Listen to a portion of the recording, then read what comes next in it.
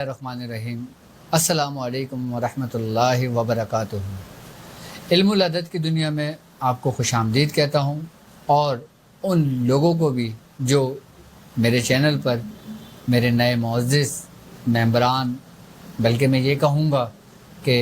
YouTube channel میرا ایک گھر ہے اور آپ لوگ میرے مہمان ہیں۔ میں تمام مہمانوں کو اپنے گھر میں خوش آمدید کہتا ہوں، اور آپ لوگوں کا میزبان میں خود ڈاکٹر عبدالواجد شاذلی آپ کی خدمت میں ایک دفعہ پھر علم العدد کی دنیا میں حاضر ہوں۔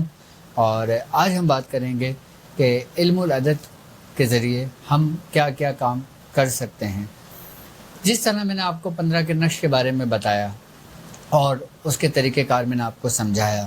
کہ ابھی ہم نے اس کی زکوٰۃ ادا کرنی ہے، اور اس کی زکوٰۃ کا جو طریقہ کار ہے وہ میں نے آپ سے کہا تھا کہ ہم نے 45 نقش روز لکھنا ہے 45 دنوں تک۔ جب ہمارے 45 دنوں کا ٹائم پیریڈز کمپلیٹ ہوگا، پورا ہوگا، اس کے بعد ہم نے ان نقش کو کس طرح استعمال کرنا ہے اور کس طرح اس نقش کو جاری کرنا ہے، اور ہم مزید اس 15 کے نقش سے کس طرح اپنا روحانیت کا سفر پورا کمپلیٹ اور اس کو مکمل کریں گے۔ تو آئیے میں آپ کو بات کرتا ہوں کہ 15 کے عدد ہم 45 ہی کیوں لکھتے ہیں، ہم 40 کیوں نہیں لکھ سکتے، ہم 46 کیوں نہیں لکھ سکتے، ہم 50 کیوں نہیں لکھ سکتے۔ ایک دل میں سوال و خیال پیدا ہوتا ہے ہمارے،